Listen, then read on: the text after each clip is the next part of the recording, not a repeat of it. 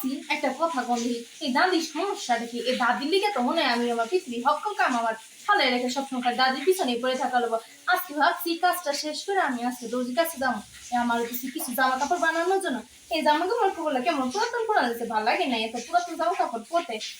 আর যে দর্জিগুলা এরা হচ্ছে একটা বাটপারে সিটারে কেটে বইয়া গেছে গা।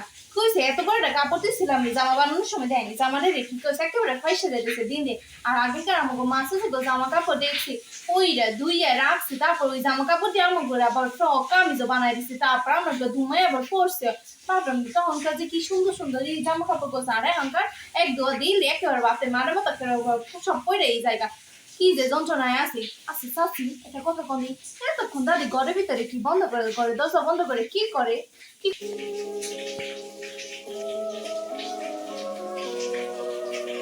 জমলা, তুই যে কত কথা কইবা পারস রে, এত কথা কইবাইছস। বুড়া মানুষটা ঘরের ভিতরে বই হেতা শান্তি মতো হচ্ছে সোনা ডিম পাড়া হাঁস গুলা গনে, এটা কি তুই জানোস না?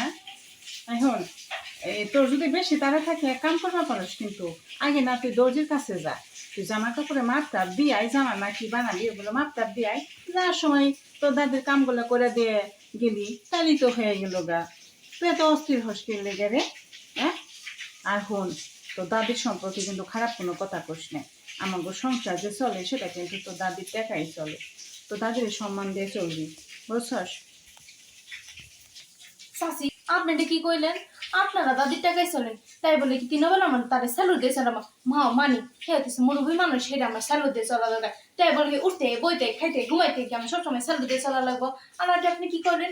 দর্জির কাছে আইয়া আবার এবারে আমার কি কাম কাজ নাই, আমার কি ঘর বাড়ি নাই, আমি কি দিন দিনে সারা নাকি চাচি? এটা আপনি কি করলেন? একদিন না আনলে তো তারপর খালি মুখ বেঞ্চালি দেয় এরিং বেরিং করেন, আবার আইসে হেন আবার কোন পরে আমার কি কোনো কাজ নাই? মাসেপত্তি করে কাম করি করলে কি আমার কি কোনো মান সম্মান নাই? সারাক্ষণ ধরে আপনাকে বাড়ি করে থাকবো, আমার নিজের কোনো কাজ কাম নাই নাকি?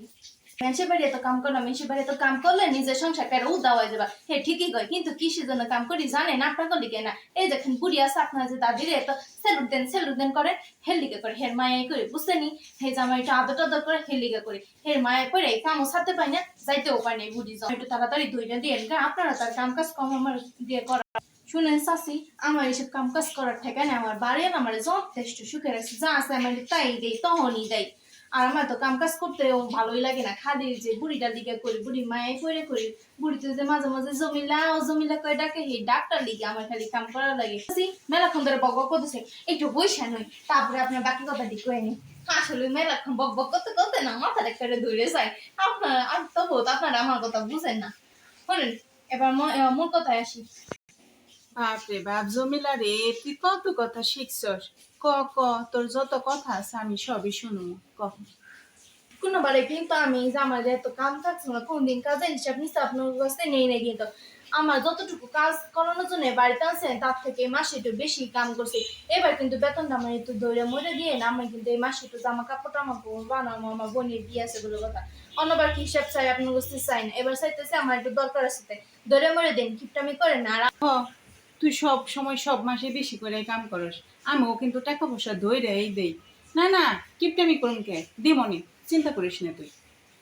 ঠিক আছে সেটা জানি মনে থাকে। আর আপনার যে দাদির মেলা সম্পত্তি আছে, এত কিপটামি করেন কোন দুঃখে? দাদির যে আজকে যে হে ঘরে যে সারাক্ষণ যে কি করে, আজকে যে আমি দাদির প্রথমে জিগাম আপনি তো ঘরের মধ্যে কি করে?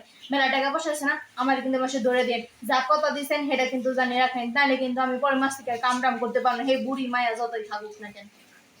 হ, যা যা, তোর দাদির কাছে যা। তোর দাদি ওই যে সারাদিন ঘরে দরজা বন্ধ করে কি কি করে না করে, কি গনে না গনে, টাকা পয়সা যে টেক্কার তো ফিরলে যে বহে রয়েছে, তুই যা, তোরেও বাদ দিবনি।